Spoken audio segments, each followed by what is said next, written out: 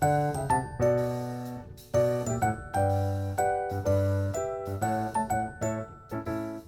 んにちは、ぴよぴっこです。前回、お顔の刺繍が完成しました。今日は、今回の推し縫い作りの肝になる紙を作っていきたいと思います。普段は、ファーやボア生地で縫いの紙を表現することが多いですが、今回はこのドールウェフトを使ってみたいと思います。実は以前、韓国の作家さんがドールウェフトを使って縫いを作っている動画を見かけて、私もいつか挑戦してみたいと思っていたんですよね。キャラが黒髪のストレートロングなので、布で表現するより似合いそうということで、ついにチャレンジしてみることにしました。ドールウェフトとは、主にドール用のウィッグを作るために使われているものです。ミノとも呼ばれてるみたいですね。セリアで発売されてから、その名称を知った方も少なくないんじゃないでしょうか。私もその一人です。こちらはパラボックスさんから販売されているドール用のウィッグ。よく見るとウェフトが縫い付けられていますね。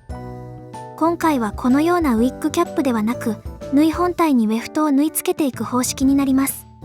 ドールウェフトを使うのも縫い作りに取り入れるのも初めてです。なので今回は解説動画ではありません。私も初挑戦なので無事完成できるように一緒に見守ってもらえると嬉しいです。まずはウェフトを縫い付ける補助線を決めたいと思います。前頭部と後頭部に分割しました。これを型紙に清書したものがこちら。このまま本番に臨むのは不安すぎたので、セリアのウェフトを使って試作してみました。分け目のボリューム感の改善や適切な感覚がなんとなく分かった気がします。さらに改良してみました。縫い代は1センチとかなり大きくしました。これで作っていきたいと思います。頭皮に使う布はぬいぐるみ用カラークロス。清原さんの縫いクロスやグッズプロさんの縫いレックスと同じような生地ですね。これもぬいぐるみによく使われている生地ですが、ソフトボアのようなふわふわとした毛足はありません。試作でソフトボアを使ってみたところ、今回は不向きだなと感じました。表面に補助線を描く必要があるからです。型紙をチャコペンで書き写します。白のチャコペンとして使っているのはセリアの熱で消えるペン。黒い生地にもしっかり書けるので愛用しています。このペンってもしかして廃盤なのでしょうか？最近見かけないのでちょっと不安です。続いて補助線も書いておきます。補助線の間隔は上部は5ミリ、下部は6ミリくらいですね。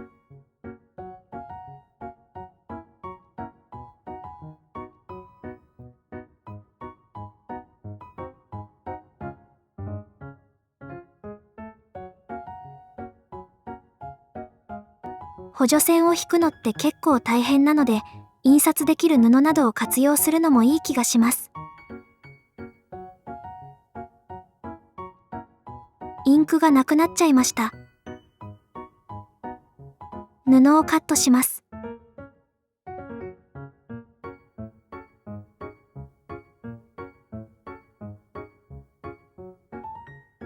すべてのダーツを縫います。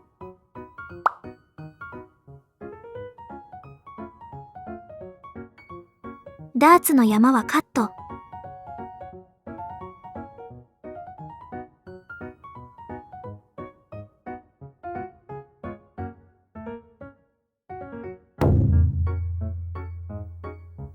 前頭部からやっていきますね。下から順番に縫い付けていきます。カットする長さをあらかじめ測っておきました。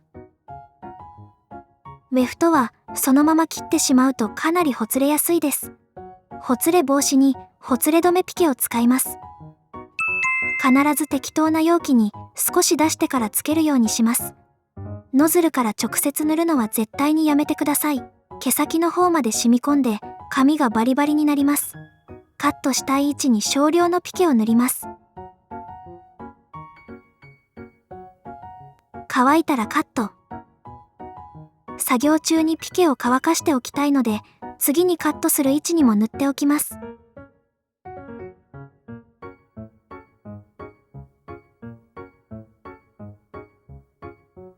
直線縫いで縫い付けていきます。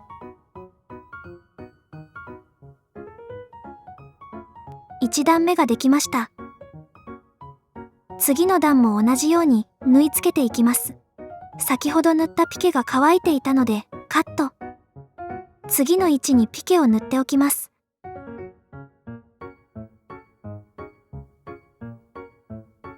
言い忘れていましたが、このドールウェフトは長さ15センチのストレートタイプです。ミシン糸は邪魔になるので必ず短く切っておきます。この作業をひたすら繰り返していきます。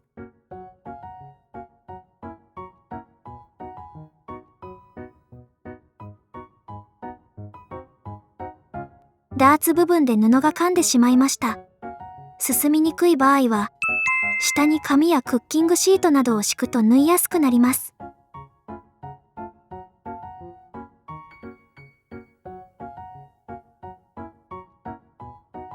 紙は折り目をつけて丁寧にちぎります。下の部分が終わりました。続いてこちらの端から順番に縫い付けていきます。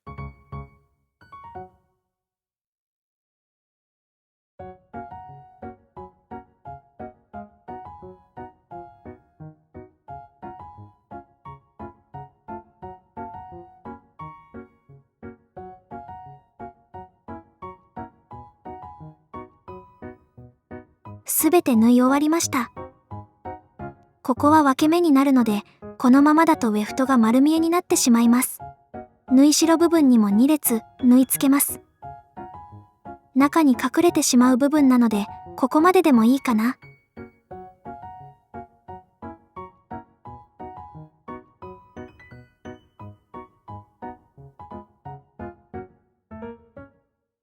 できました。ここまでで1時間くらいかかっています。反対側の前頭部も同じように作ります。ここまでできたら、それぞれの毛束をゴムでまとめます。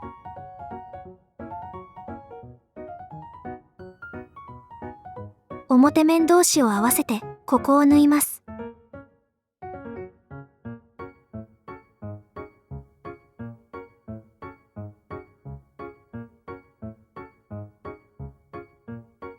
分け目ができました。かなりいい感じじゃないでしょうか。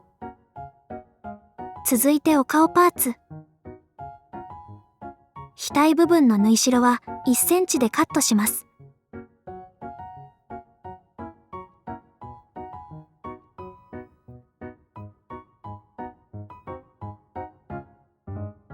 縫い代部分に1列だけウェフトを縫い付けます。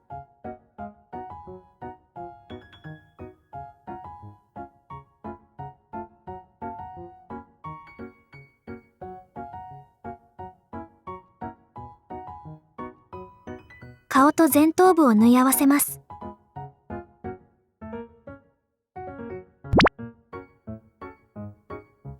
カーブが強いので手縫いしようと思います。ずれないように中央から縫っています。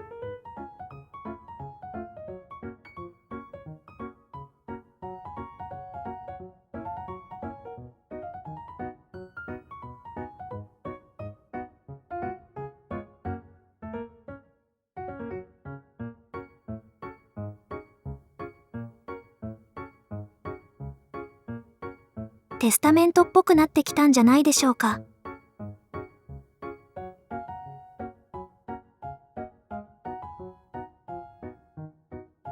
続いて後頭部ですね。2枚のパーツの上部を縫い合わせておきます。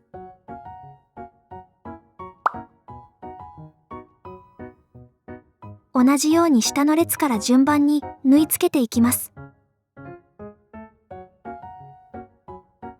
次の段から一気に縫ってしまいます。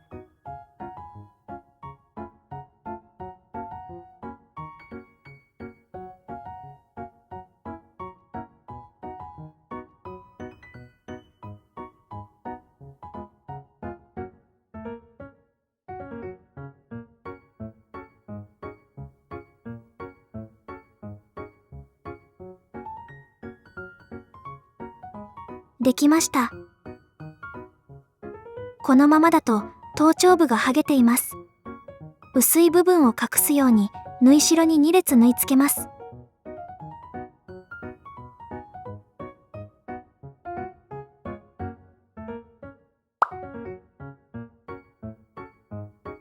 毛束を分けてゴムでまとめておきます。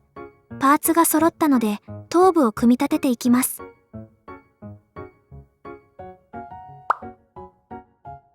ボディの詳しい組み立て方はこちらの動画でご紹介しています。耳を仮縫いするときは紙をできるだけ挟まないようにします。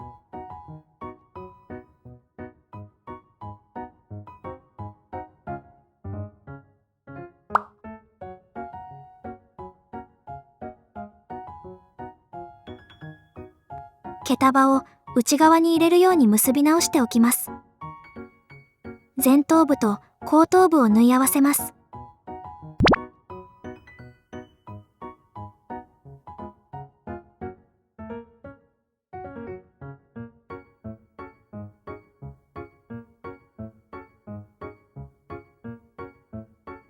表にひっくり返します。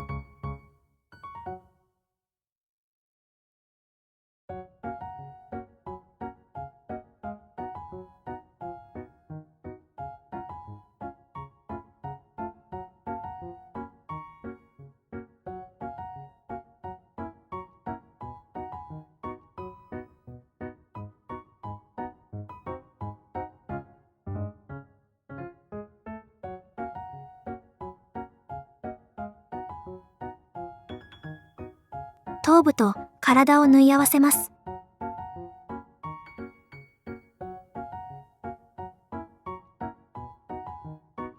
縫えました。足長ボディ専用のトイスケルトンはパラボックスさんのサイトで購入できます。トイスケルトンを入れておくとポーズが取れるのでとっても可愛いですよ。綿を詰めていきます。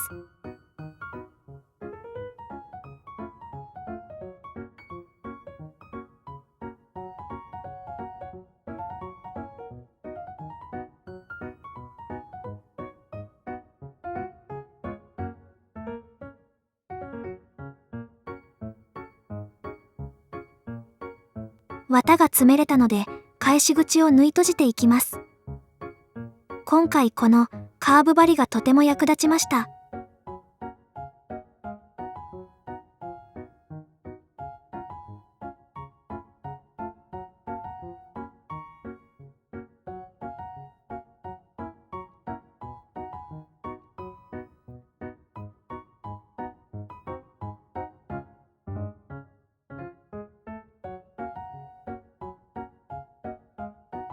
バサバサなので低温のアイロンで分け目を整えます。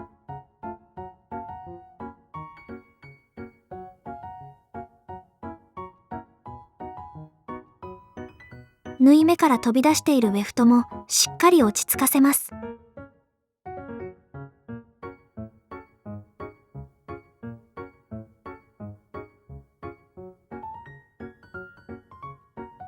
いい感じじゃないでしょうか。ツヤツヤの黒髪ロングヘアですね。ボリュームがかなりすごいですね。ヘアカットをして整えていきます。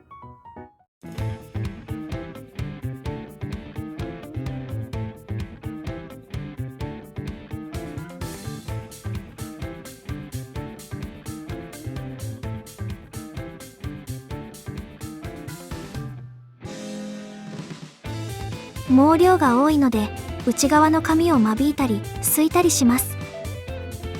それでもボリュームがすごかったので最終的に襟足あたりのウェフトを外してしまいました。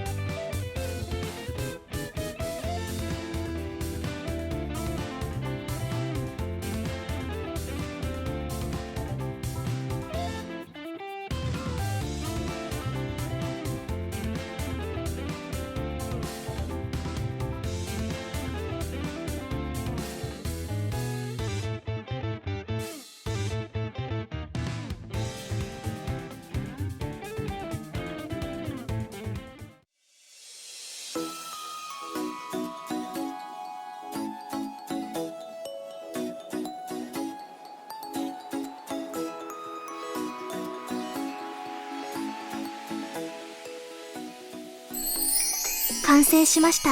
いい感じに仕上がったんじゃないでしょうか。まだボリューム感がありますが、後で帽子をかぶるので大丈夫ということにします。